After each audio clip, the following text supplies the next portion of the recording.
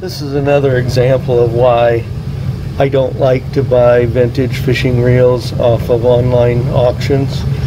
You try to give the seller the benefit of the doubt that it wasn't intentional, because many of them really don't know anything about fishing reels. But you know, it looks to be in working order. You know, it winds, the button pushes, so on and so forth. But when you start looking at, you take off the cover and look at it, and you know that this is an oscillating spool, you see that there's no oscillation going on. The spool is not oscillating the way it's supposed to. So when you take off the side plate and you start looking in there, you'll see that if we pull this gear out here, and you're going to have to take off that thumb button.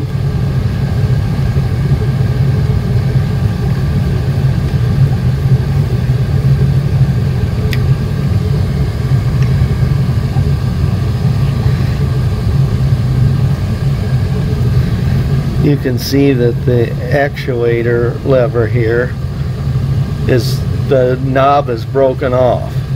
So this knob here fits into the hole in that gear, and the other knob that's broken off is supposed to fit into this hole right here in the actuator arm there, or lever, or whatever you want, shaft. So this reel is broken, it's not working the way it should. And so I probably spend, you know, more time and effort repairing these, but I enjoy doing it, and they don't make them anymore, and so there's some satisfaction that comes out of repairing them and fixing it. So I have another True Temper Model 420, a different colored one. They made 3 colors, sort of a gold or beige, this green, and then that dark green. And so what I'm going to do in this case is take out that lever in this one, and I'm going to mold it and cast a new one to replace the broken one in the other reel.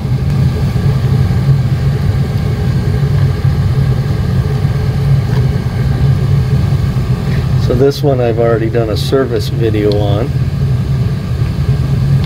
So I'm going to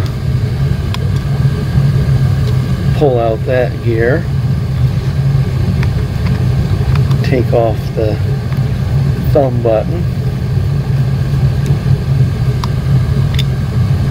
take out that, and pull this lever, this actuating lever, out of there.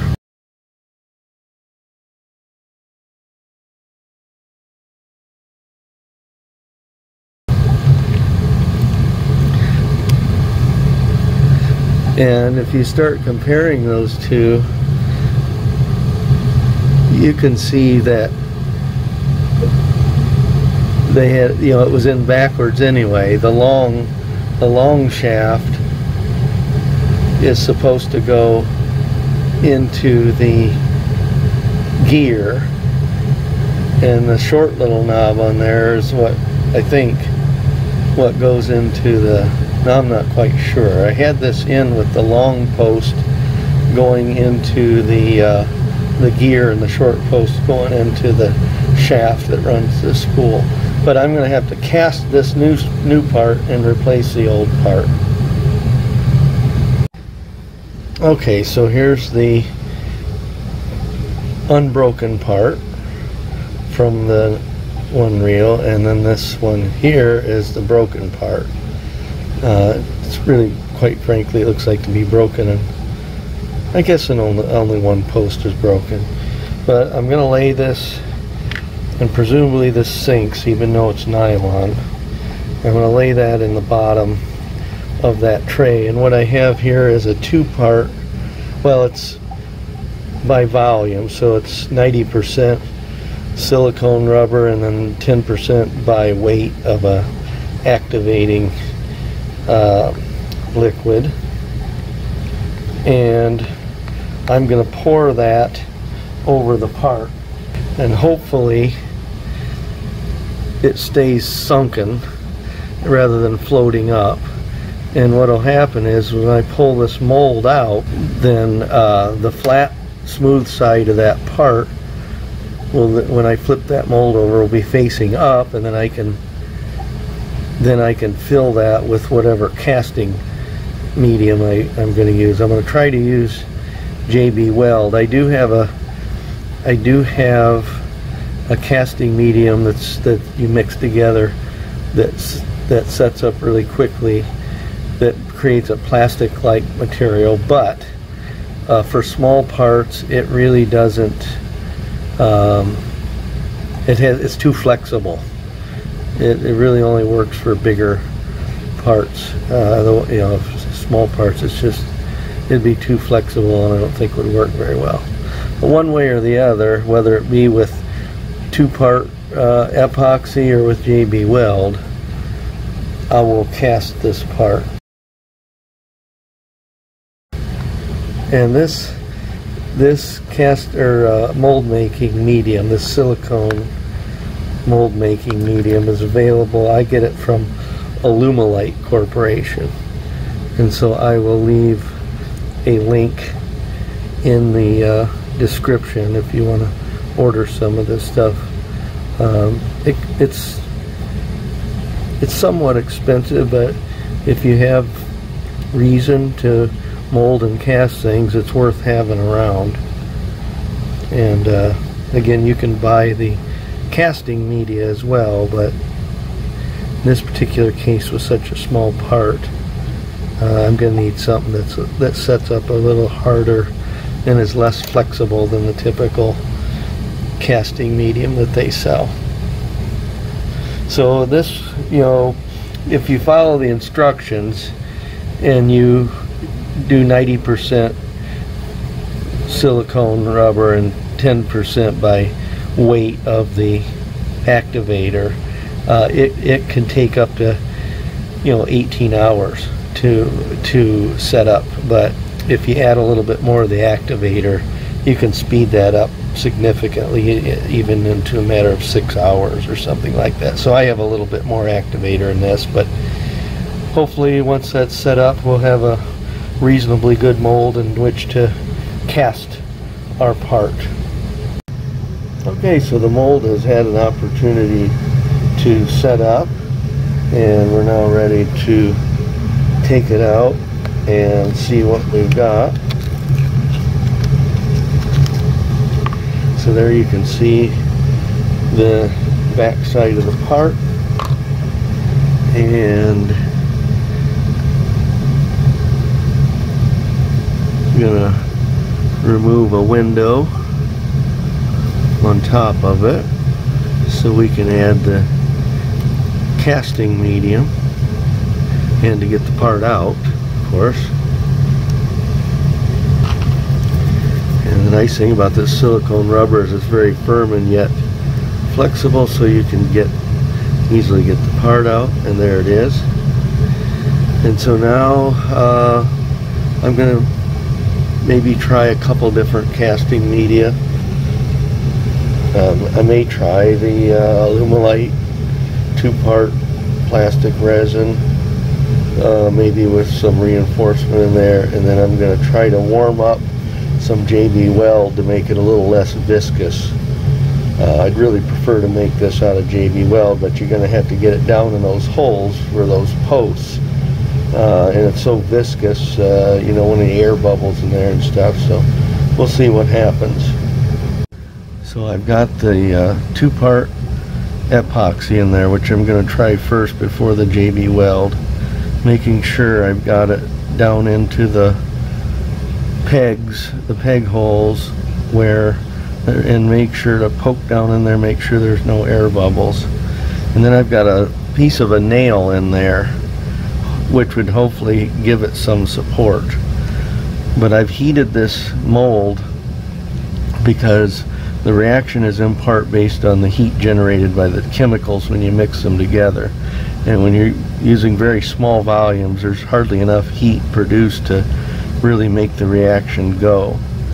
So you can see it's starting to turn white where it's closest to the mold, because that's where the greatest amount of heat is. And hopefully enough heat is generated from the reaction and the rest of the casting to make that go. But you can start to see it's turning white.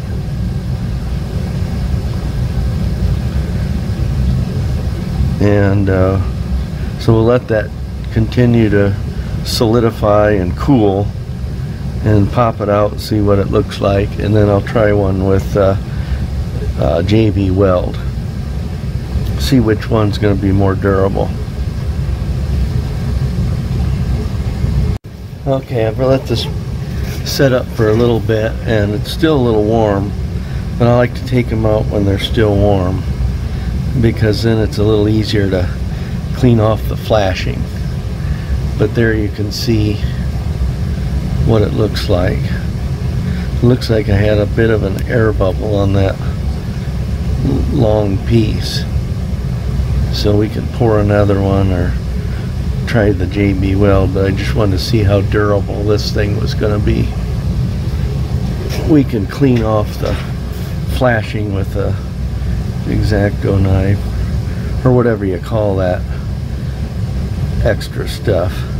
I don't know if flashing is the correct word. If you watch my videos, you know sometimes my terminology is a little bit off, but in final analysis, things get done regardless of what terms I use. But at any rate, it looks pretty solid with that nail in there for support. Let's before we make the JB Weld version, let's throw this in and see if it works. I mean, obviously it's probably going to work. The question is it durable enough when you get, you know, obviously the drag is on the handle, but there's still going to be resistance on the spool, and that's going to create resistance on that actuator arm.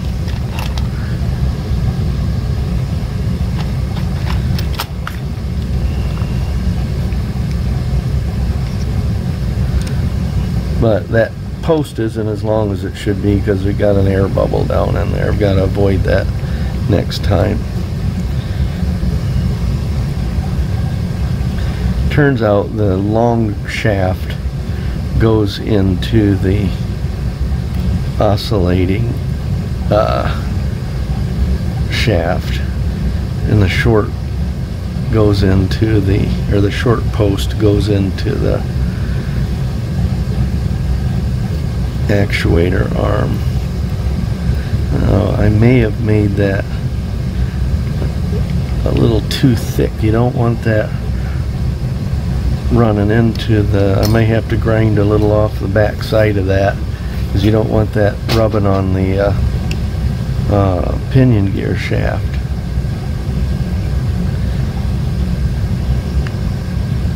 So I'm going to throw this.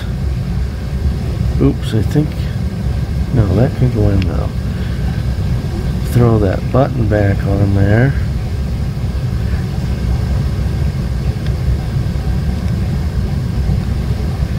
And screw that down.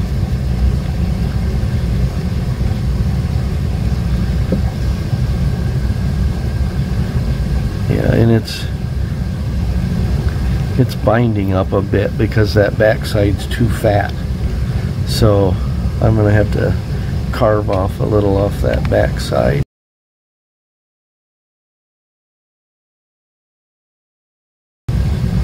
You can see where the original level was right there, so I've got to carve off some of this extra that came up out of the mold.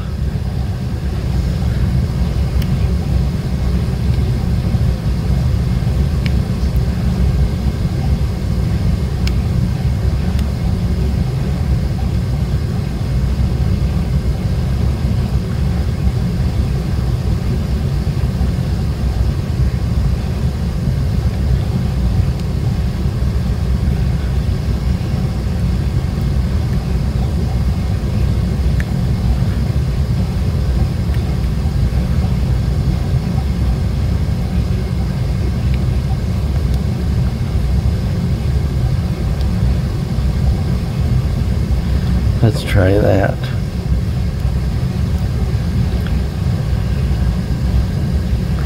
Not going to be as easy to do with the JB weld, so I'll have to make sure I not let that run over too much next time.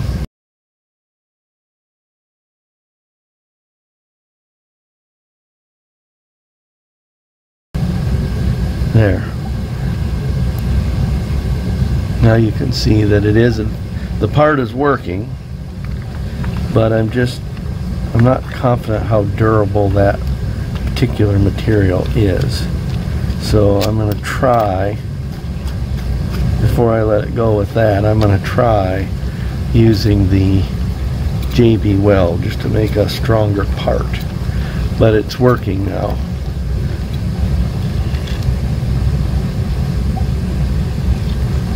And I haven't serviced this reel yet, so I'm not going to put a whole bunch of drag on it and break that part right away, but probably cast another one so I don't get a bubble down in that post. But it's at least working now, and now I'm going to focus on making a stronger part. So I've heated up this JB weld. I just put it in the oven on low heat.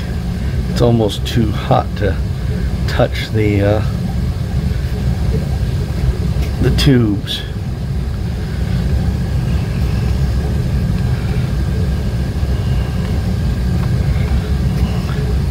That's hot. Okay, so I'm going to mix those. I probably got a little bit too much of the gray, but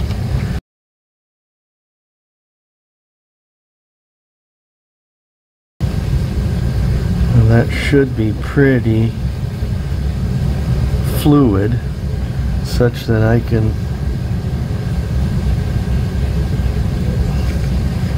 get it down in those holes and hopefully not have any air bubbles, and basically kind of almost pour that in there.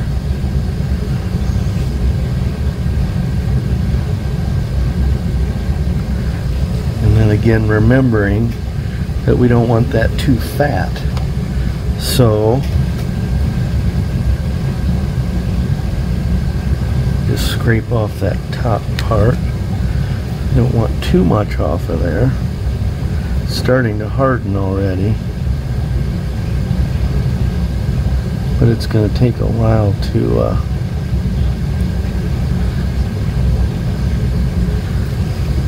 fully set up.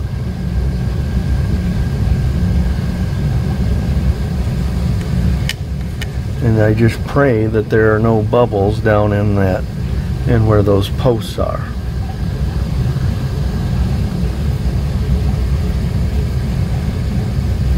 So we'll let that set up and see how that part works out.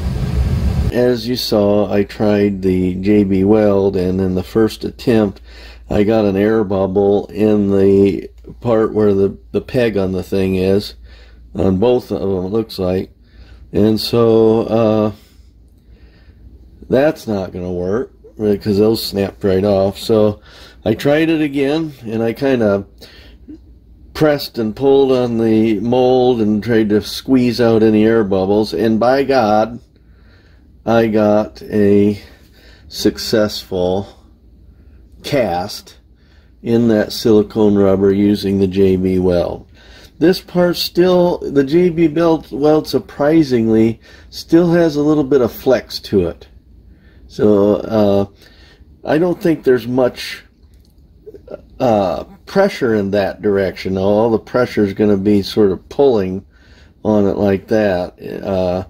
But still, it's a little concerning, and I don't know how much torque this peg can take. I just don't think it probably compares to the original nylon. So this could be used. The one that's in there is obviously working, but again, we don't know how well they'll hold up to an actual event where you've got a fish on and there's a lot of drag and torque. And so one alternative option that I thought about from the beginning and decided to go ahead and do was to take the broken part and drill out a hole where that long peg was that goes into the to the oscillating shaft, and just put a nail in there that I've cut off. So I drilled the hole, and I made the hole narrower than the nail, and then kind of filed the nail down so that it fit in there tightly, because I didn't want to mess with trying some kind of adhesive that wouldn't stick to both the metal and the nylon, which was probably pretty unlikely. So that nail fits in there tightly. So now I have original nylon durability and an even stronger peg, because it's steel on steel. That steel nail is going into the steel shaft on the oscillator. Now I did have to file down the outer margin of this actuator lever to accommodate the head of the nail. So that should be narrow enough to so that it doesn't bind with the pinion gear shaft. So it should be narrow enough. I think that's the most likely option to be reliable in the case of getting a fish and having the drag and the torque going on. Another thing I want to fix on this reel, in addition to repairing or creating a new part, is the chrome colored decal that goes on the cap or cover is missing. So that started to come off, and somebody's peeled it the rest of the way off. And so here's another color of that same model, and you can see it has that chrome decal in there. So I'm going to clean off this surface really well, and what I'm going to use to repair it, I had some of this laying around. I don't remember where or why I bought it, but it's basically a really wide chrome pinstripe. Again, I cannot remember why I bought it, but I'll measure the width of that groove, and I'll cut a piece of this chrome decal material, which I'm sure I got at like AutoZone or something like that, probably for a tractor project or something. But I'll cut a strip of that, and we'll replace that chrome decal on there and get this thing looking a little bit more like new. So I'm going to start by putting a little alcohol on the rag here and just thoroughly cleaning that area. There's still some adhesive on there. I don't know if I want to end up taking and I might try to end up, it's not probably dissolving in the alcohol.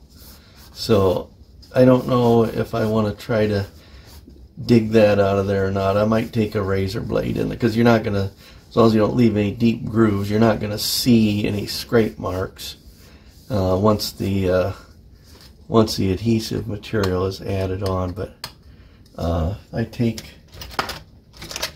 wonder if I take a X-Acto. Yeah, I think if I take an X-Acto and rub it in that groove, you can see the glue is all coming off. So that's what I'm going to do.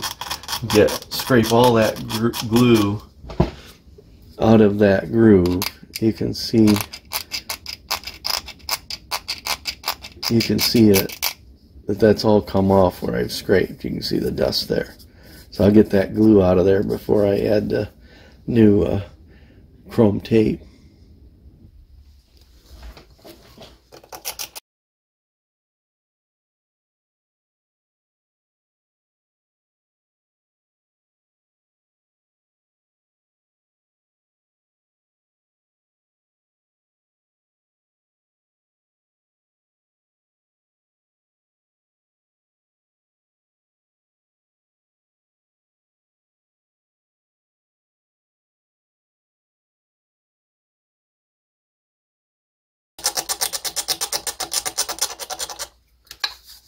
There. Now we can take the alcohol again and clean up that surface really good.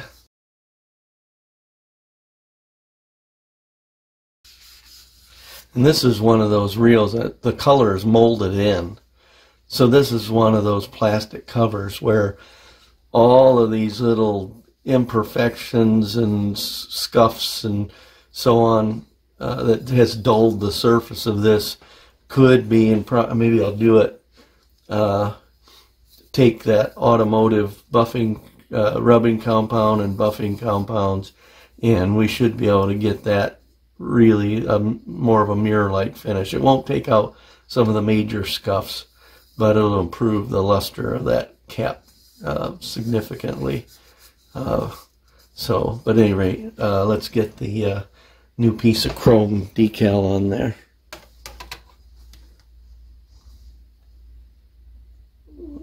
It's almost exactly 5 millimeters. It's exactly 5 millimeters. I want at least one side to be a factory edge. There is enough of this that I could have spun it the other way to save material, but I'd rather have a factory straight edge to mark from. So I'm going to do it this way. I'm just going to cut this off.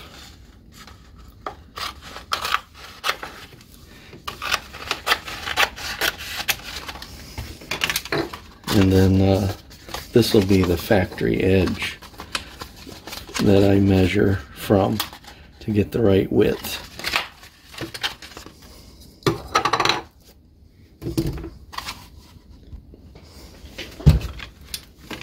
And I'm not too worried about these wrinkles here.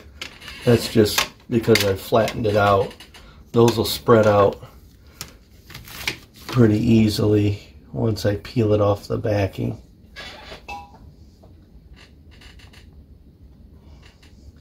And I'm just going to make my measuring marks by making an indentation with the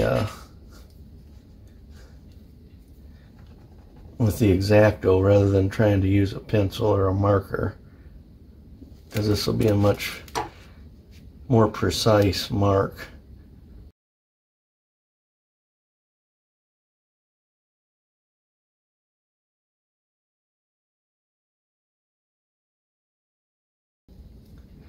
And the good news is, if I don't like the way if I didn't get quite the right width or don't like the way it looks, I've got 30 or 40 more that I can make out of this one piece.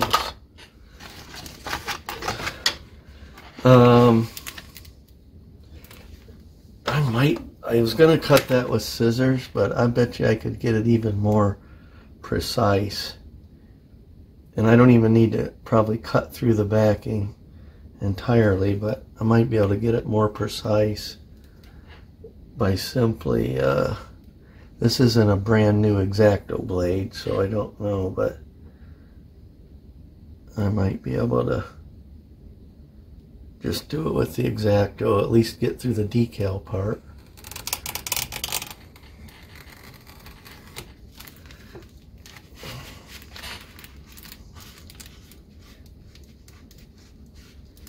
Yeah, it looks like it got all the way through on most of it, except for maybe right in there. Making a second cut probably isn't going to be the best deal here.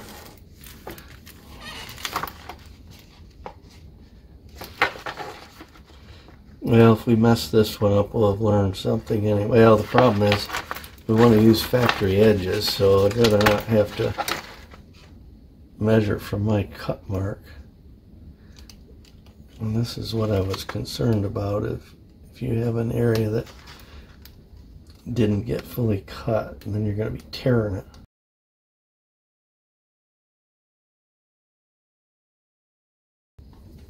Now, let's see here.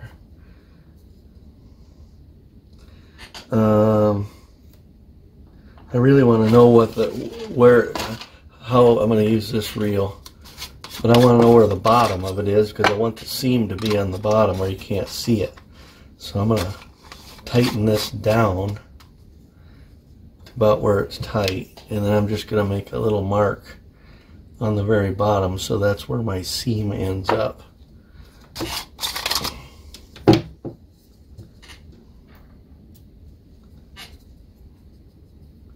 Oh, where the heck is that mark?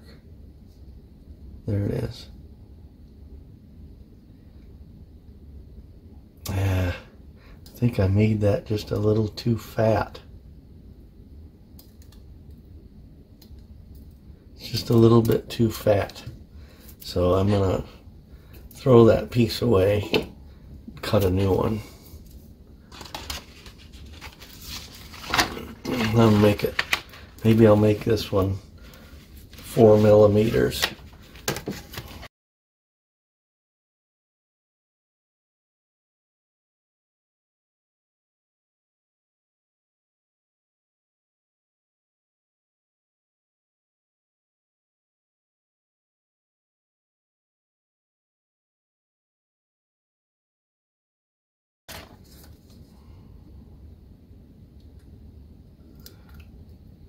Okay, that's looking a little bit much better.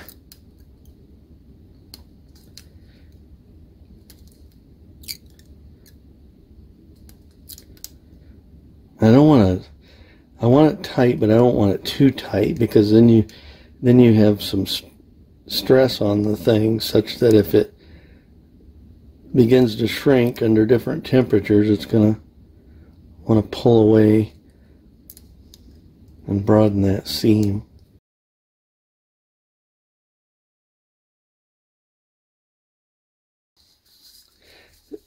And the beauty of it is that there are slight little imperfections around the edge where I cut it, which quite frankly makes it look just like the original, where you've got some scuffs and things, so it sort of fits the patina of the rest of the cap. But I'm pretty happy with that. I think that that looks real nice on there.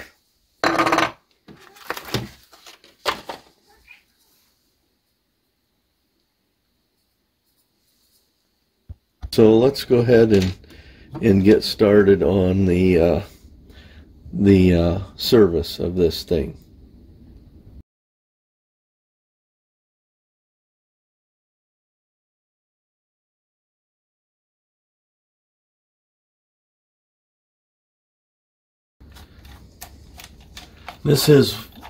I really like this reel, despite it being a lot of plastic and nylon and so on. Even the main gear is nylon. That was all intentional by the manufacturer, apparently, in terms of making it lighter and so on. But I just love how, you don't have to remove any screws to access the interior to service it. So if you wanted to do some cleaning or lubricating in there, all you have to do is do a counterclockwise turn on that side plate, and then you're in. But we want to give this thing a thorough cleaning and lubrication.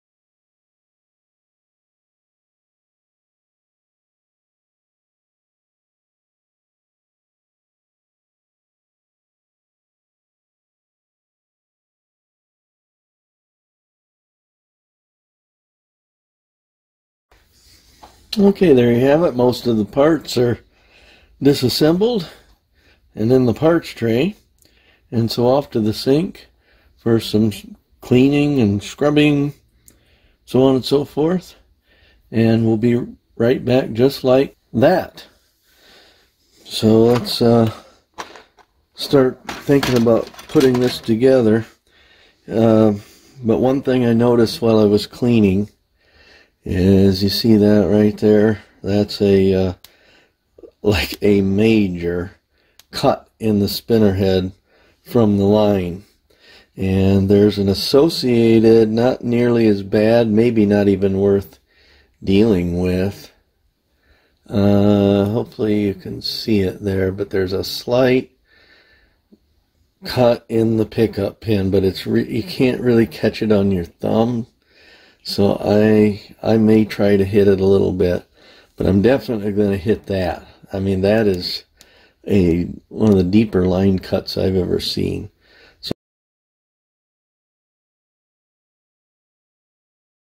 So I'm going to take that out to the workshop and get that taken off of there before we go any further.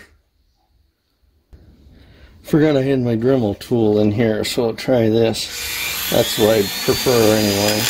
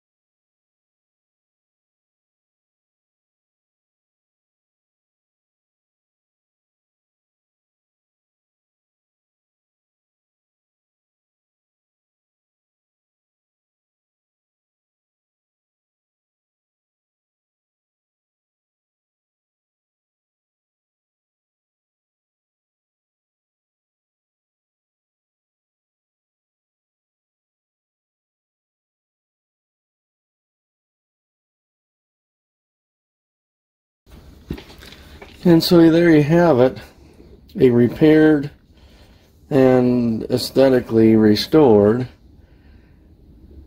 True Temper Model 420 dark green version. So we've sort of repaired, we've tried various molding and casting to make a new part. We were successful in doing that with both the Alumilite 2-part plastic type resin and the JB Weld, but it's just a little, both of them I'm concerned about holding up to tension. This has a little bit of flexibility to it. The peg seems holding okay, but I just feel better about having drilled that piece and putting a steel nail in there. I just think it's going to be more durable. And then of course we cleaned up the groove where the old chrome decal was and made a new decal for that. And so now alongside the previous one I did, the sort of the metallic green one, I've got 2 of the 3. So I'm going to be on the lookout for one of the, I think it's either beige or gold colored ones, to complete the 3 different color types of this True Temper Model 420. Okay, thanks for watching.